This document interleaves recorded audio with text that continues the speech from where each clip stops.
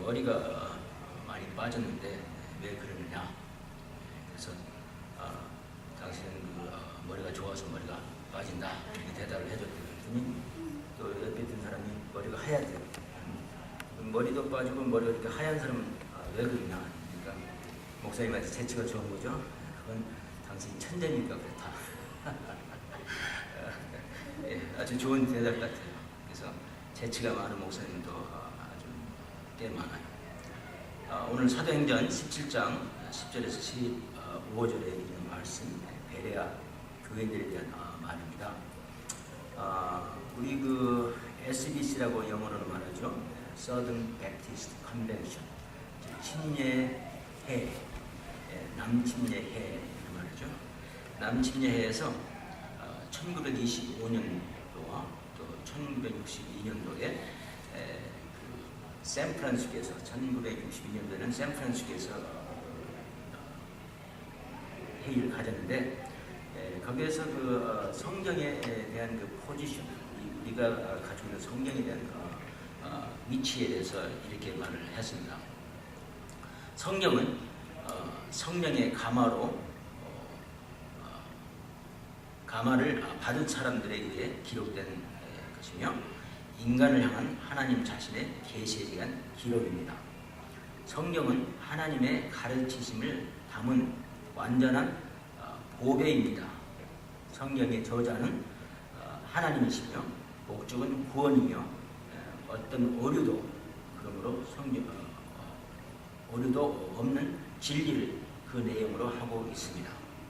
그러므로 성경은 기독교 연합의 핵심이며 모든 인간의 행위, 교리 및 종교적 견해들을 가능할 수 있는 절대적 기준이 되며 세상 끝날까지 존속할 것입니다.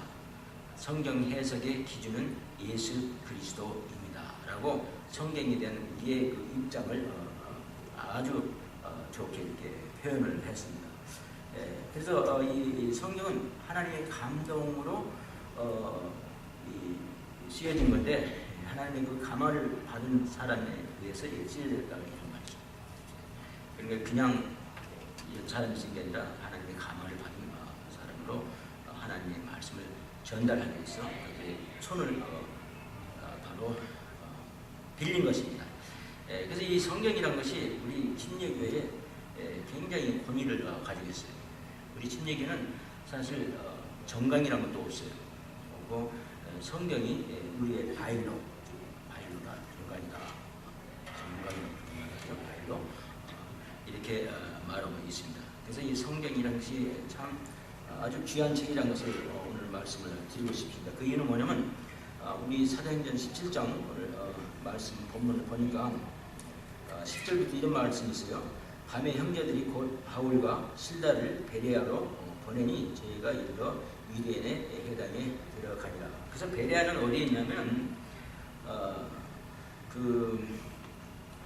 베레가 있는 곳이 바로 마세도니아 동남쪽에 위치하고 있는데 그곳은 바로 사도 바울이 2차 전도 여행 때 세운 바로 교회입니다. 그래서 오늘 지금 여기 말씀을 보면 지금 2차 전도 여행 때 지금 이 교회를 지금 세우고 있는 모습, 우리가 그 모습을 볼 수가 있어요. 그래서 사도 바울이 2차 전도 여행 때는 어디에 가서 교회를 세우냐면 빌립보에 가서 교회를 세웠어요. 그리고 이제 빌립보에 가서 세우고 그 다음에 데살로니가 가서 또 교회를 세우고 그 다음에 여기 지금 베레아로 지금 와서 지금 교회를 세우고 있는 장면입니다. 11절 보니까 베레아 사람은 데살로니가에 있는 사람보다 더 신사적이었어요. 그래서 데살로니가에서 이제 교회를 세우고 이제 베레아로 지금 왔는데 이 베레아 사람들은 마음밭이 더 훨씬 더 좋았어요. 우리가 복음을 전하다 보면은 분명히 마음밭이 더 좋은 장소가 있습니다.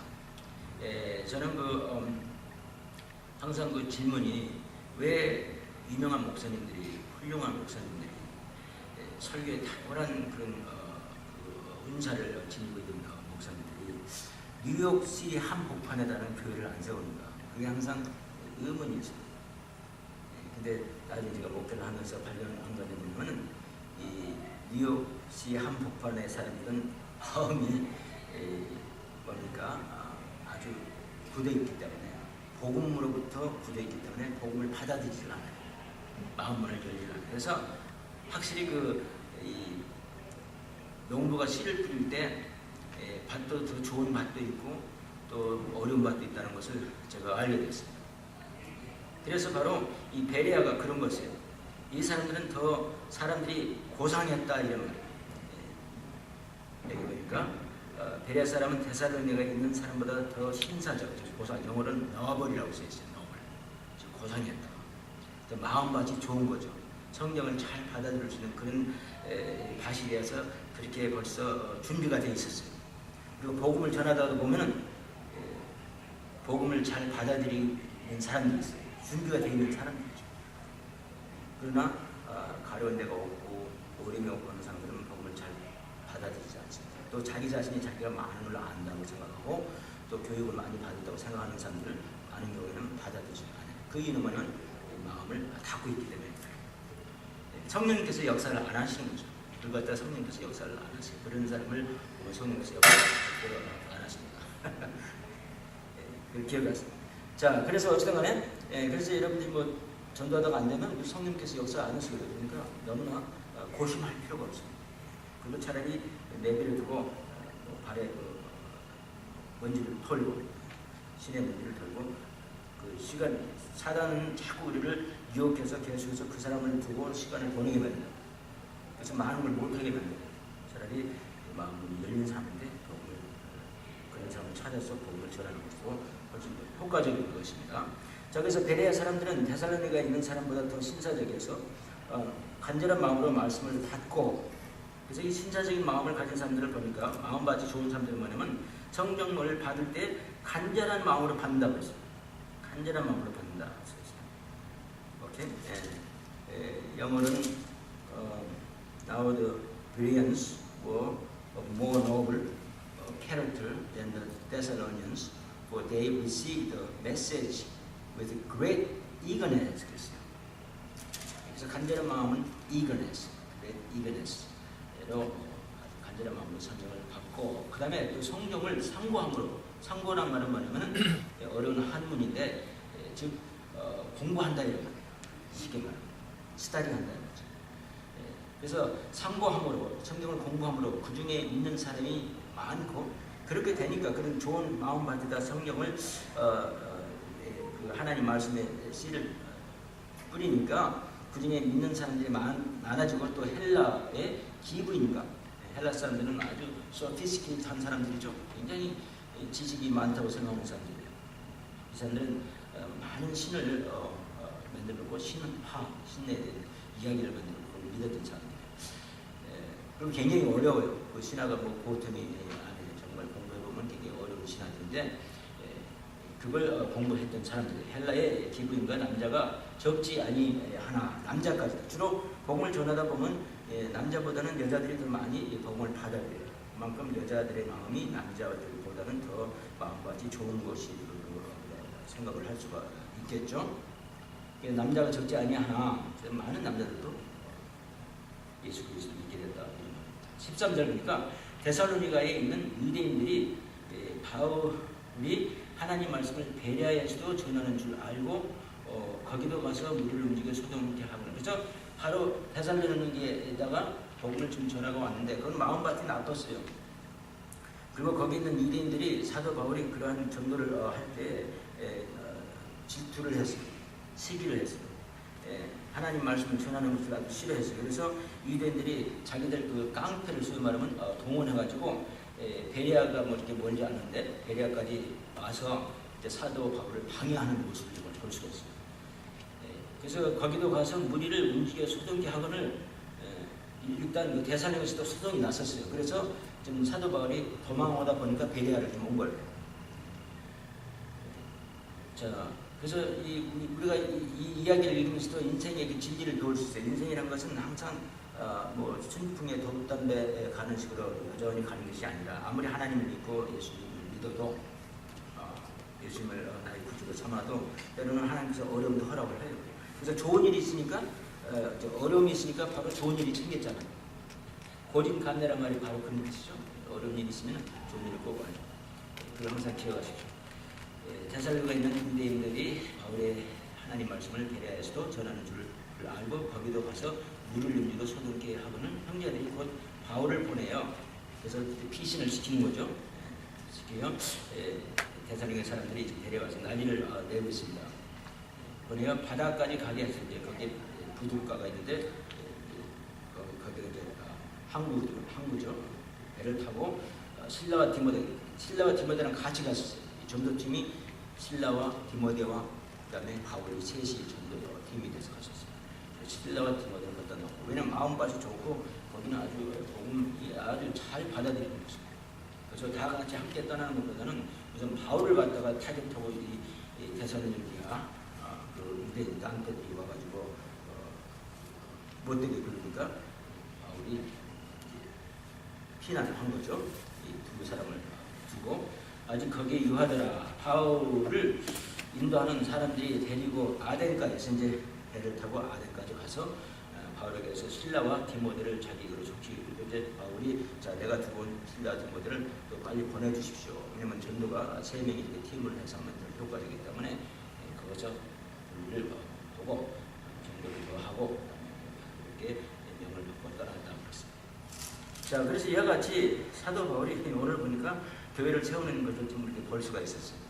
어떤 교회는 받아들이긴 해도 마음받지 않고, 또 거기에는 또 기독교를 싫어하는 사람들이 많고, 또 어떤 밭은 아주 마음밭이 좋아서 전도가 쉽고 거기에 교회가 잘 빨리 형성이 되는데 그 특징이 뭐냐? 왜 그렇게 교회가 빨리 형성을 했느냐 하면은 베레아 사람들은 어떤 사람은 성경을 날마다 공부했다고 그랬어요. 마음밭이 좋아가지고 성경을 받아들일 때 아주 열심히 받아들이고 이겨냈어요. 열심히 받아들이고 간절한 마음으로 받아들이고 그다음에 날마다 보니까 11절이니까 날마다 성경을 상고함을 공부했다. 그래서 이 서든 베프티스트 컨벤션에 속한 우리 침례교회, 남침례교회에 속한 침례교회, 성경을 가장 본시하는 우리 교회. 성경이 우리 제가 말씀드린 정강이에요. 바이블, 법이 다른 거 없어요. 우리 교회 말에 무슨 법익들이 다 있잖아요. 그거 없어요. 성경대로 하는 겁니다. 자, 그래서 이 성경이 우리 남침례 교단에 아주 중요하고, 여기 보니까 베레아도 역시 그 교회도 성경을 가장 중요시 여겨서 날마다 공부했다. 자, 그럼 왜 베레아 사람들이 성경을 날마다 공부했느냐? 그 이유가 뭔가를 오늘 한번 알아보기로 하겠습니다. 우선 첫째 있잖아요. 예수님을 영접한 사람들의 특징, 즉 예수님을 우리 교회에 왔다 해서 모든 사람들이 다 예수님을 영접한 게 아닙니다. 교회에 와서도 예수님을 아직도 영접하지 않은 사람도 있고, 그 다음에 이제 영접해가는 중에 있는 사람도 있고, 또 이미 영접한 사람들도 있어요. 그러면 예수님을 영접한, 즉 구원을 받은 사람들의 특징이 뭐냐 하면요, 우리 베드로전서에 잘 묘사되어 있어요. 베드로전서 2장 2절을 보면 이런 말씀이 있습니다. 갓난 아이들 같이 순전하고 신령한 짓을 사모하라. 이는 이로 말미암아 너희로 구원에 이르도록 잘하게 하려 합니다. 그래서 이 성경을 이 갓난 아이가 마치 어머니한테 젖을 먹는 것처럼 사모하라. 이 뜻은 무슨 뜻이냐면요, 구원을 받은 사람의 특징은 자연히 무엇로 나타나는 줄 아세요? 성경 말씀을 사모해요. 왜? 갓난 아이가 뭐 엄마 젖을 먹어야 된다고 누가 가르쳐 줍니까? 안 가르쳐 줘요. 그러나 갓난 아이는 엄마 젖을 바로 그리워한다는 거죠. 엄마 젖을 먹으려고 한다는 거죠. 그와 마찬가지로 저 사람이 구원 받았는가 안 받았는가 우리가 정확하게 좀 알아볼 수 있는 방법은 뭐냐면, 저 사람이 성경을 얼만큼 읽고 있는지, 얼만큼 성경을 공부하고 있는지, 얼만큼 성경을 정말로 열심으로 사모하고 있는지를 보면은 알 수 있어요. 그러나 성경으로 통 관계가 없고, 읽는 것도 싫어하고 억지로 읽으라 해서 읽고 이러면요, 그 사람은 구원을 받지 않았을 수 있어요. 이제 구원을 받으려고 지금 노력 중에 있는 사람도 있을 수가 있어요. 이해하시죠?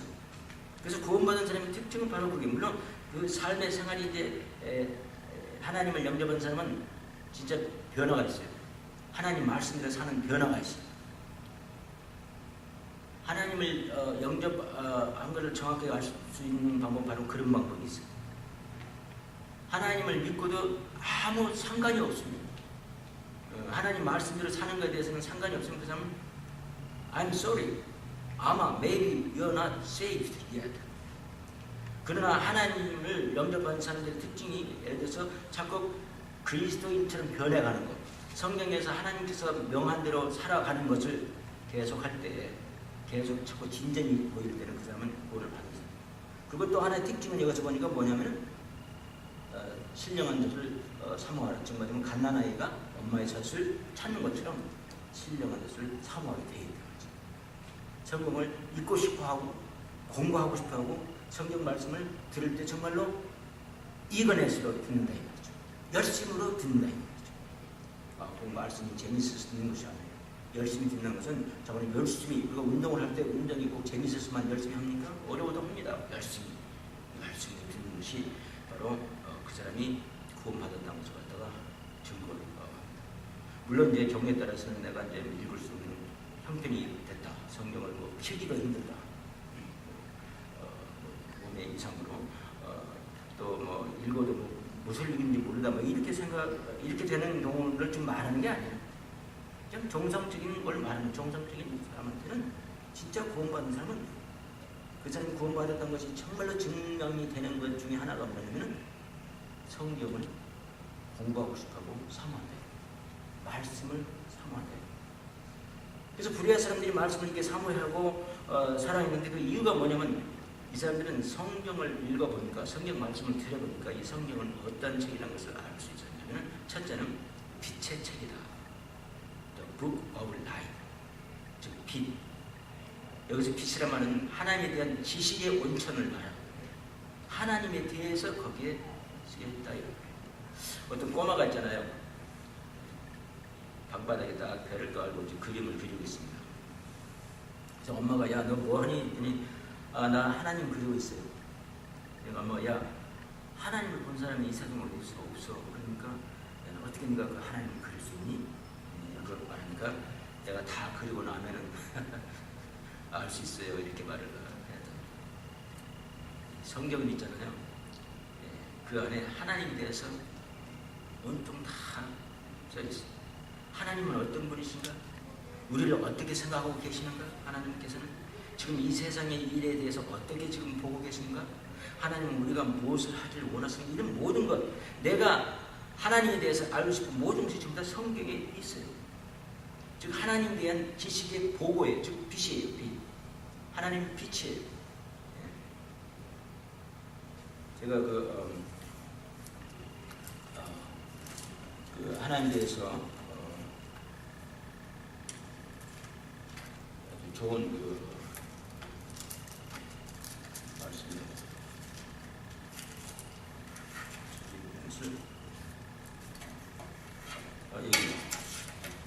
제가 그 목중이 입히는 삶, 릭 워런이 쓴 그 책의 105페이지에 그 하나님은 어떤 분이신가에 중에서 하나님은 우리를 사랑하시는 분이라는 걸 갖다가 쓴 그 부분이 있어요. 거기 보니까 이 성경 안에서 보면 있잖아요. 하나님은 우리를 사랑한다. 즉 하나님은 사랑이시고 우리를 사랑한다고 말씀하시는 것이 시편 145편 9절에 있다. 또 하나님은 우리에게 눈을 떼지 않으신다는 말이 시편 139 3절에 있다. 또 하나님은 우리 삶의 아주 작은 부분까지도 돌보고 계신다는 것이 마태복음 10장 30절에 있다. 우리가 모든 기쁨을 느낄 수 있도록 능력을 주신다 하나님. 그게 바로 디모데전서 6장 17절에 있다. 우리의 삶을 위해 좋은 계획을 가지고 계신다.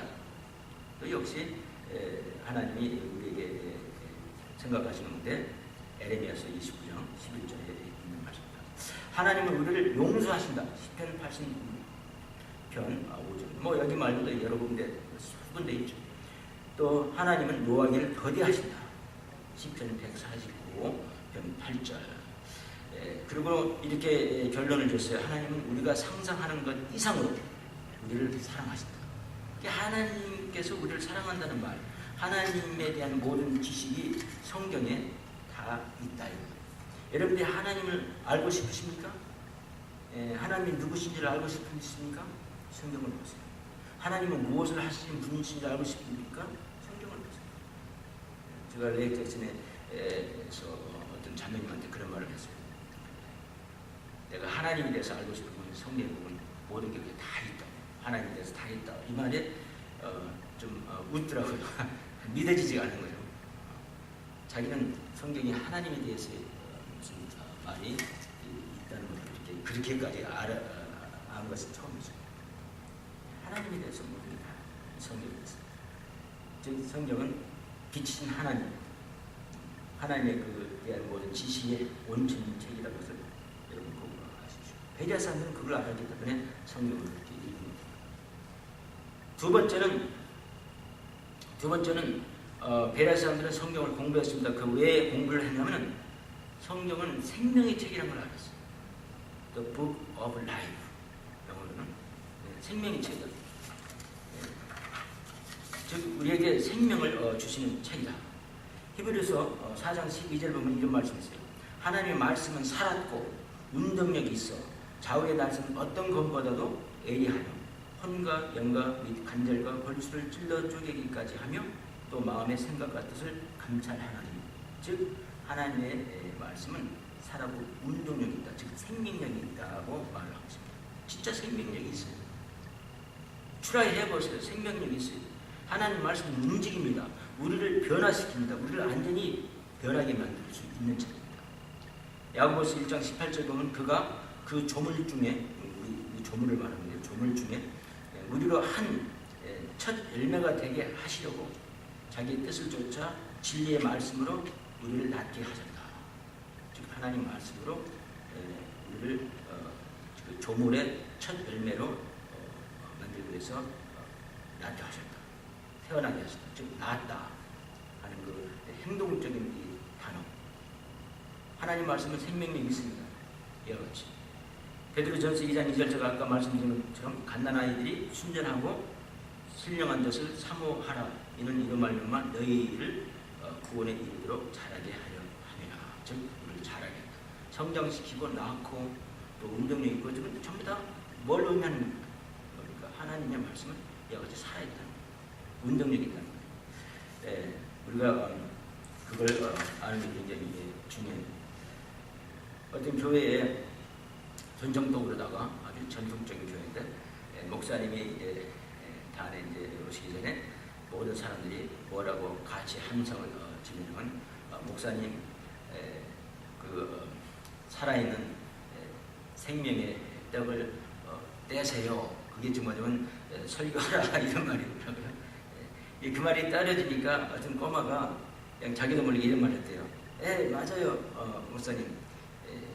그 하나님의 살아있는 그 책 성경은 러프 오브 브레드 정말 빵의 한 덩어리고 그 다음에 그 성경 책 안에 있는 모든 장은 챕터 있잖아요. 장은 슬라이스 된 그 블레드 하나하나고 그 다음에 그 장 안에 있는 모든 구절은 빅 바이트 하는 한번 우리가 크게 떼먹는 살아있는 생명의 떡입니다.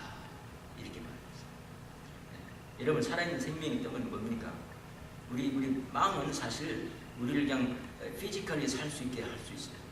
그러나 우리 영혼까지 살릴 수 있는 피지컬하고 우리의 스피리추얼까지 모든 걸 다 살릴 수 있는 것은 바로 우리 요한복음 6장 보니까 예수님께서 누구라고 했습니까? 자기라고 했어요. 예수님이 바로 생명의 떡이라고 했어요. 참떡. 그리고 말했죠. 참떡. 모세가 광야에서 너희들한테 줬던 만나는 그냥 피지컬리 너희들을 갖다가 웰하게 하기 위해서 살게 하기 위해서 육체적인 방법을 줬지만 내가 주는 떡은 바로 참떡이라. 즉 내가 주는 떡은 육체 플러스 영혼까지 구원을 해주는 떡이다 라고 예수님이 말하고 있습니다. 그리고 바로 이 성경책이 바로 예수님에 대해서 얘기합니다. 예수님은 하나님이세요. 하나님이 사람으로 오신 분이 바로 예수님이세요. 그래서 그걸 믿어야 합니다. 그거 없으면요 그건 이단이에요. 우리 예수님은 하나님 시대 인간으로 오신 하나님 바로 예수님이고 그 예수님의 말씀이 성경책이에요. 또 그 성경책 생명이 또 우리를 육체적으로도 살게 하시고 또 영적으로도 살게 하시는 참 떡이라는 것을 여러분 믿으시기 바랍니다.